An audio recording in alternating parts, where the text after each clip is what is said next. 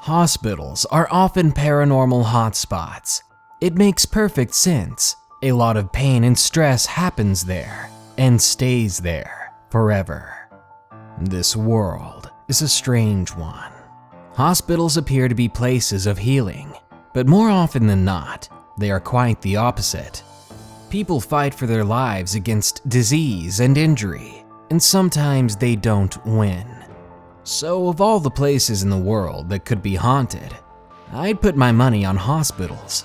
As you're about to find out from these allegedly true stories, ghosts and spirits often remain in many of these facilities.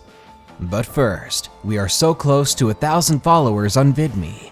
If you've got the time, be sure to go to vid.me/darknessprevails and give me a follow. Also, I'm looking for your scary stories from Walmart. If you've got one, send us your story at darknessprevails.org. Now, you never know when your inpatient status could become eternal. Number 1. My mom's office is haunted. Submitted by Sophie.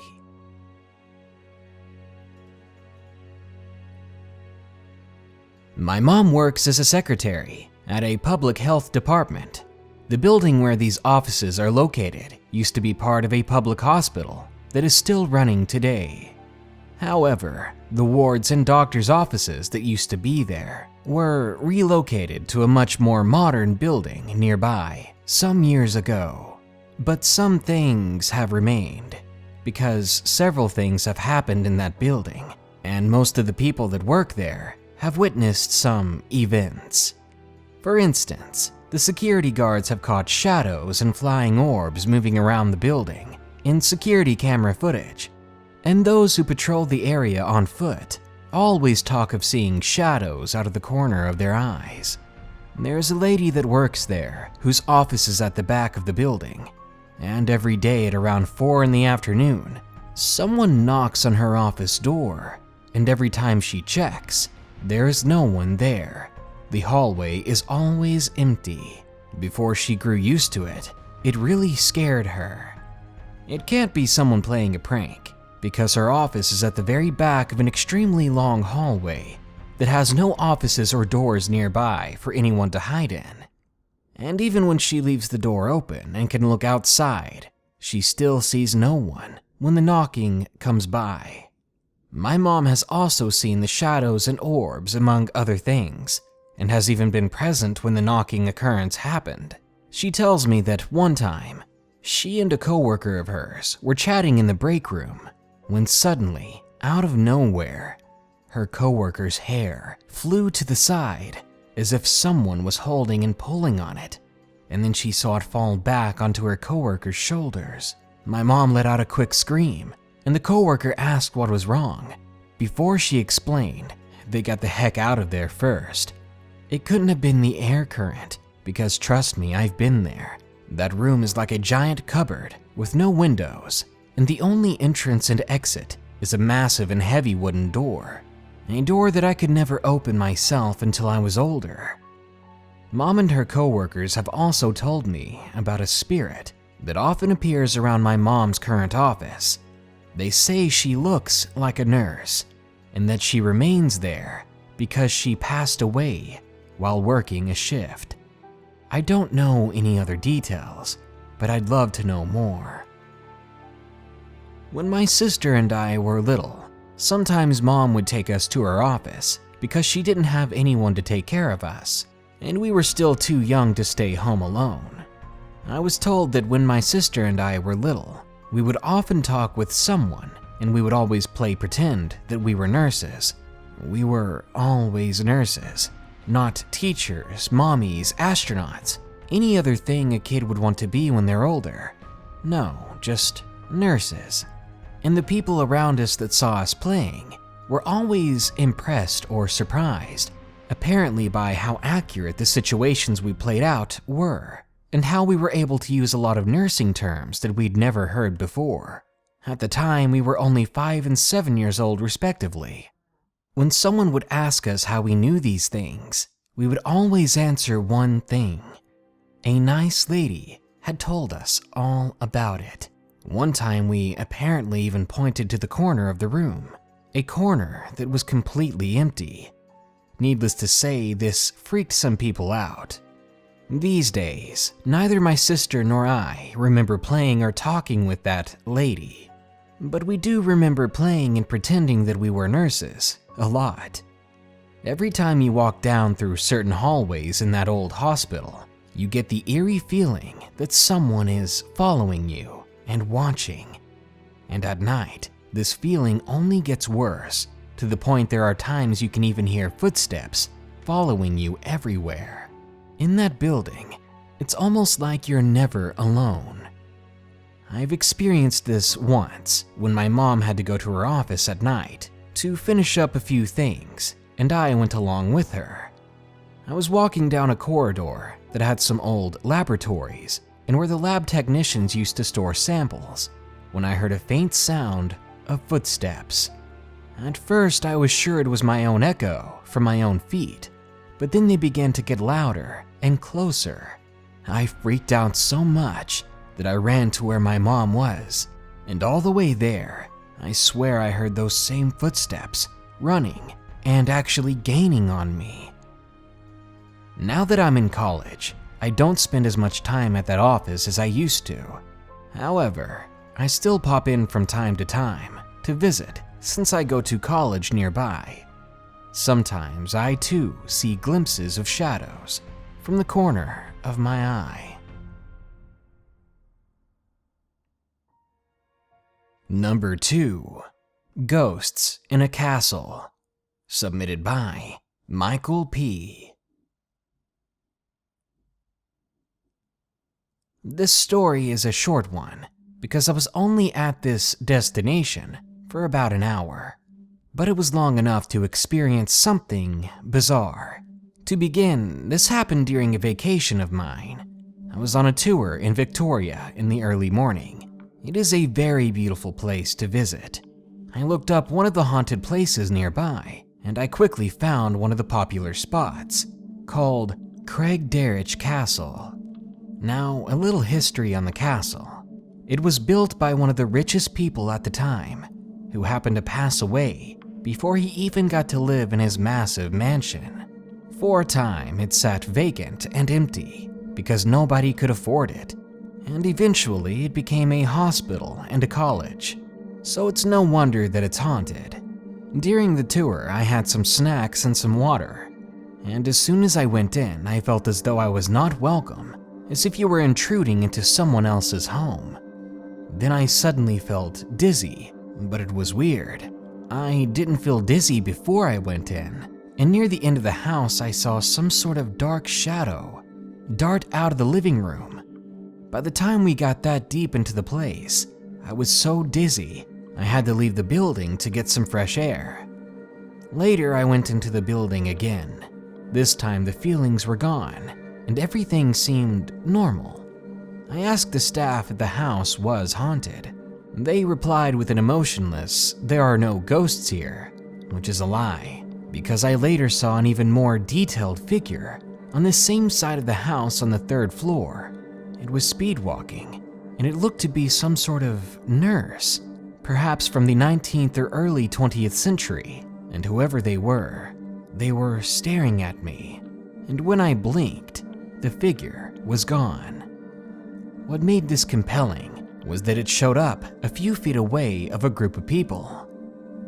A few months later, I looked up other people's paranormal experiences. Some people claim they were drawn to the building by some unnatural force.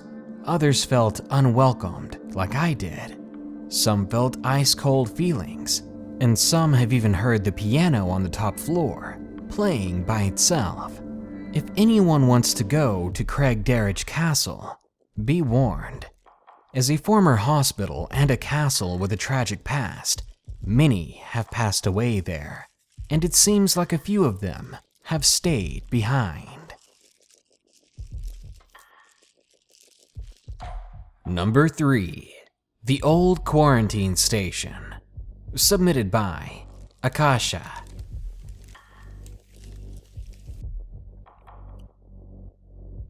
I live in NSW, Australia, and I've always had paranormal experiences happen to me throughout my life. But this is my first time sharing my story. Now, my birthday is right next to Halloween, so naturally I love anything scary. I'm always up for a Halloween-themed party and stuff like that.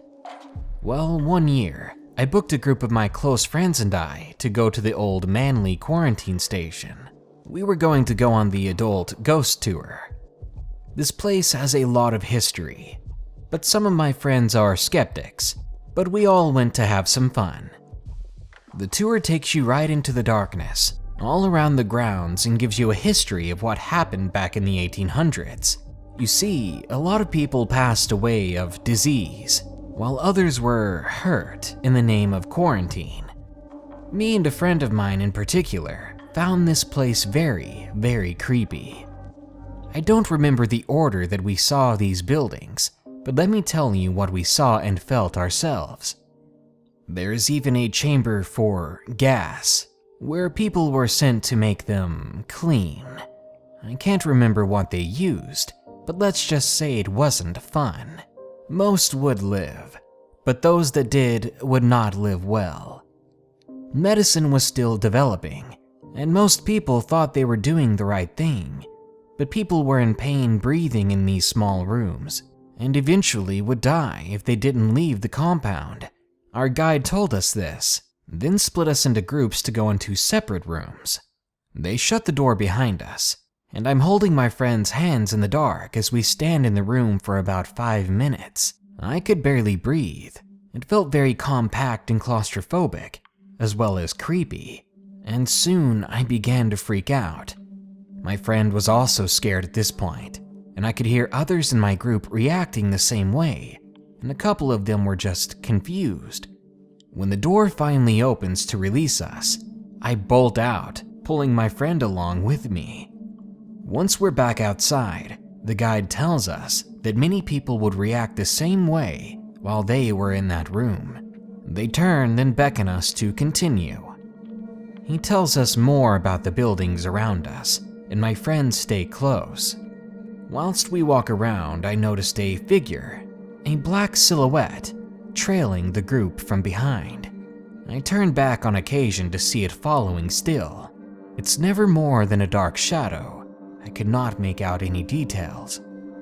I mention it to my friend, but he sees nothing, yet he says that he felt uneasy. We go towards the old hospital when my friend suddenly asks me a similar question, but he asks me if I see the little girl. I look in the direction he points, and I see nothing. I say to just keep an eye out for her and to let me know. He describes a blonde girl with pigtails, very young, but I still don't see what he's talking about. Even more creeped out, we continue into the hospital, which is well lit. My friend is randomly jumping, as if he's hearing loud noises go off around him. I ask what's wrong, and he's seeing the little girl apparently diving under a bed, hopping from spot to spot. Was he hallucinating? Was I hallucinating? At this point, the guide had finished talking, and they let us walk about. I dragged my friend over and asked if a little girl had been seen. The guide blinks at me, surprised, but says yes. A little girl has been seen here many times in the past on separate tours. I get my friend to describe her, and our guide nods and says that that fits past sightings, and that she's known to be benign. Walking out, I soon spot a woman's figure in a window, and I could very obviously tell she had an old nurse's hat. My friend continues to describe the behavior of the little girl, who's still following us along the trail, when she suddenly stops. My friend says she looks frightened, then suddenly vanished. Apparently, she didn't want to follow us any further. We are told the house up ahead was the gravedigger's house. He tells us the layout of the place and to go walk around freely. I hold on to my friends, and we walk inside. The first 2 rooms are bedrooms. I walk with them, feeling a sense of foreboding growing around me. Then we walk out to the kitchen with attached laundry rooms. I suddenly feel very terrified. In the dark of the laundry from the kitchen, where I'm standing, I can see the dark figure, and it brings with it an unbearable sense of terror. I nope out of there, running as fast as I can to the outside, where the guide was still waiting. He smiles at me with sympathy. He was apparently unsurprised that I just got frightened. He seemed to have been expecting it. He asks me what I saw. I tell him as my friends appear behind me soon after. They saw nothing, but still felt terrified enough to leave. We want to know what happened here, so we ask our guide for the rest of the explanation, and he says we must wait for the rest of the group so that he can tell everyone. Once they're all there, he tells us most diggers were hired as homeless men, given pay as food and housing, but they couldn't leave, even if they tried. Stories go that most of them were fond of the drink, and others were just plain crazy. Bodies began to be found behind the house and elsewhere on the grounds that they shouldn't have been. People were passing away. The last stop was the shower block, and apparently many people were washed with acid. Yes, acid. They forced you to be in it, and the guards around here weren't known to be kind. It's a large building with sunken areas to drain, with flimsy white curtains. Probably at least 20 stalls inside altogether. As a group, a creeped out group at that, we go inside, and I immediately felt afraid just looking at this place. There was a palpable sense that many terrible things had happened here. I walk about 10 meters more, then turn and leave as soon as I see a figure. It may have been a person from our group, but they were standing a little too far away to be part of the group. Not many of us lagged behind, but whoever this was seemed to just randomly appear, and I wasn't ready for something like that. Not again. Once we were all outside, the guide says that he heard there were a couple of birthday girls in the tour. Me and another person put our hands up. He says, just for us, he's going to let us go back alone into the shower block for 5 minutes. I vigorously decline, as does the other girl. Then he ends the tour by telling us to try not to take anything with us. And by anything, he's not talking about physical objects. He says, be sure not to bring any dark presences home with you. Most of us just laughed, but I admit, I said a little prayer, hoping that it really was a joke.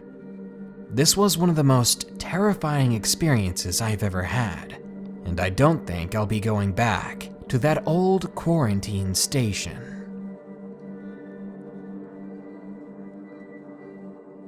Number 4. Spirit in the ER. Submitted by Arabian 92 Night.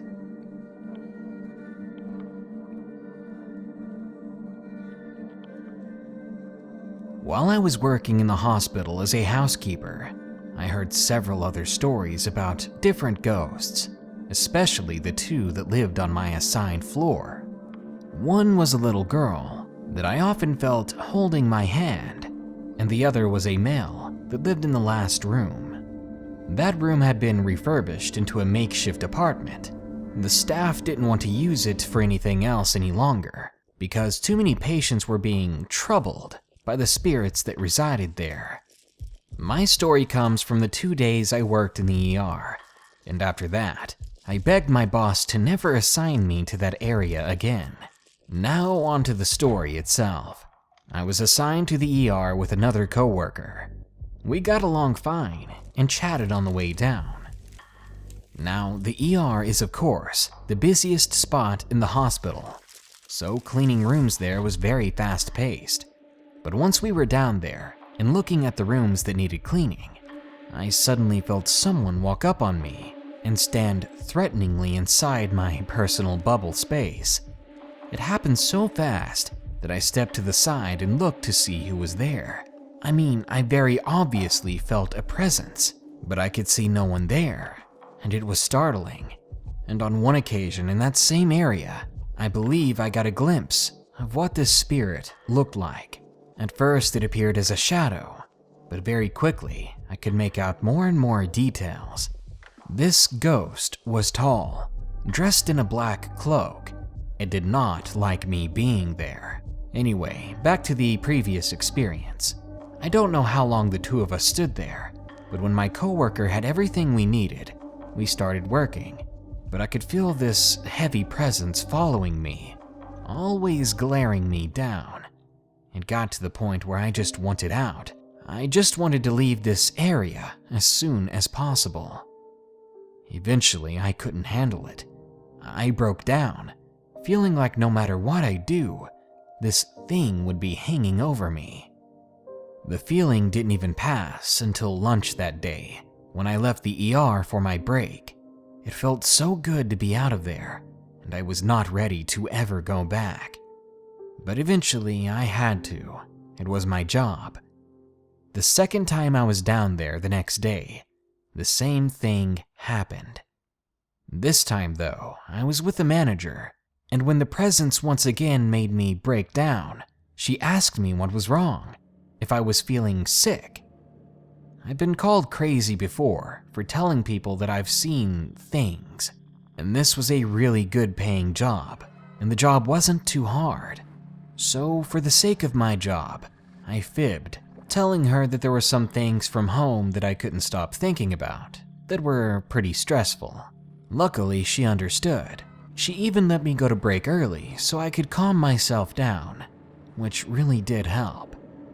During my time working for this haunted hospital, I began to give the different spirits names. It sounds silly, but it helps me feel better about all of this. It makes it feel less serious. For example, there's an elevator that would open on its own before anyone would even push the button.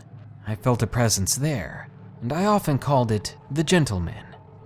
As for the ER spirit, the one that was dark and heavy, I called him the Dementor, after those things from Harry Potter. On those days that I was specifically assigned to work in the ER, I never felt happy. It seemed like I couldn't be happy or enjoy my work there. And when I left, I always felt drained of my energy. For anyone that does encounter spirits like this, let's just say chocolate works wonders after experiencing such things.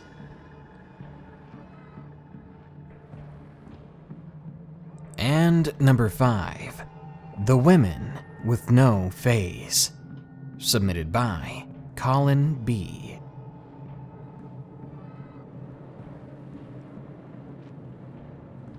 This happened when I was 10 years old, and it still haunts me to this very day. My father was a heavy smoker, and at one point in life he was admitted to the hospital because he couldn't stop throwing up in his sleep, which is very, very dangerous. On the day he was admitted, the doctors said that he had to stay for a month because of surgery and recovery. Now, being a 10-year-old boy, I was really depressed about this, scared for my father's life. I couldn't eat my food, and other times I would just cry. But when the hospital finally got my dad a room, me and my mom stayed with him nearly all the time. We even planned to stay there until he was released.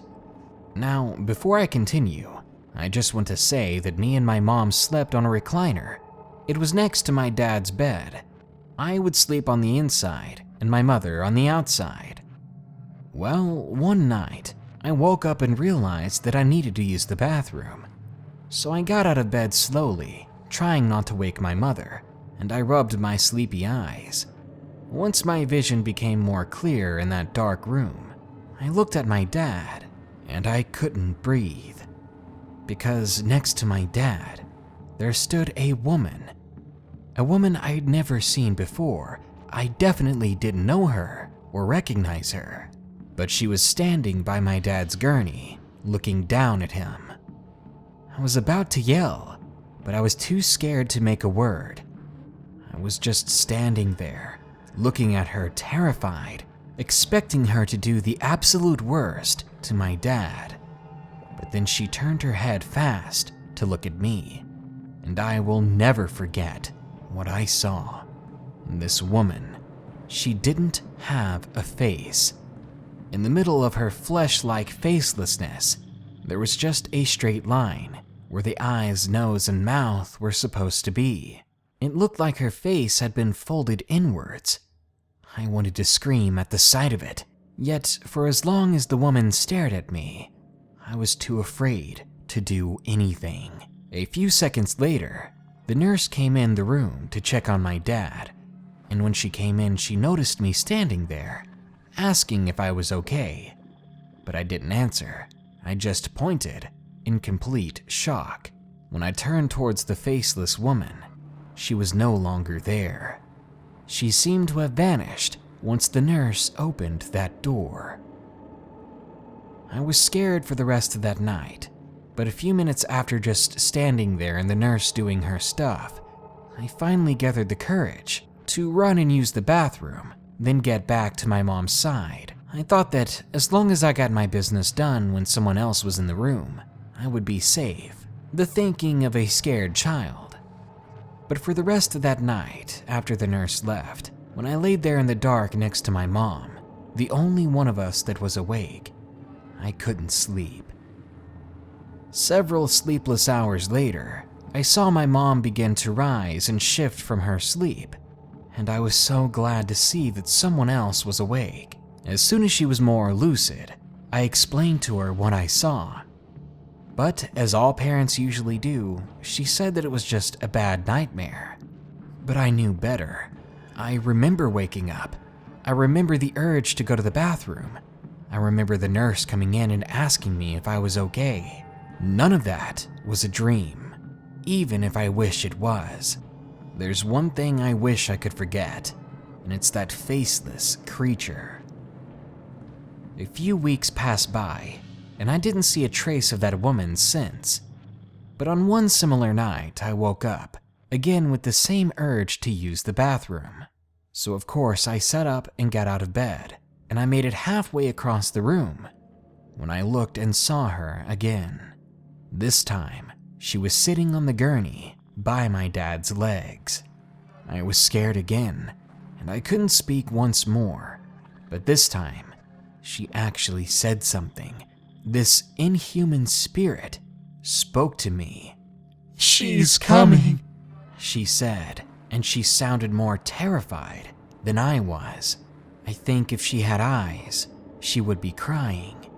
I asked in a trembling voice, Who's coming?" But she didn't say anything back. She just pointed that faceless thing at me, and I was so afraid that I closed my eyes, and I kept them closed for a good minute. And when I opened them, she was gone. I ran back to my mom, holding in my bathroom urges, and I didn't sleep once more.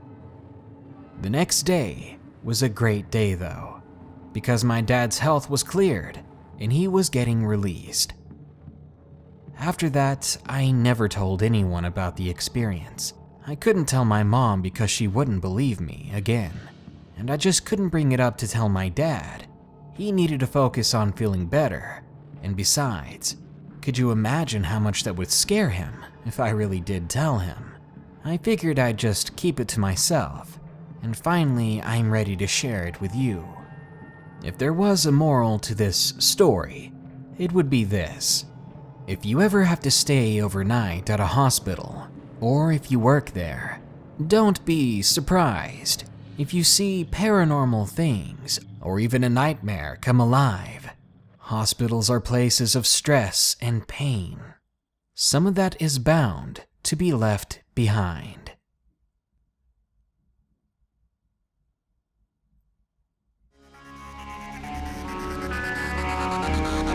We all at some point have to go see the doctor, and maybe even go to the emergency room. One day, we all have to face our own fates, and most of us will face our fates in a hospital bed. And after hearing stories like these, it really gets your mind wondering, what will you see before you go? What will be waiting for you on the other side? Will you become just another lingering spirit. Good night. Be sure to like, share, comment, and subscribe if you enjoyed the video. And don't forget to send us your creepy Walmart stories at darknessprevails.org. Thank you. Stay safe out there and stay creepy.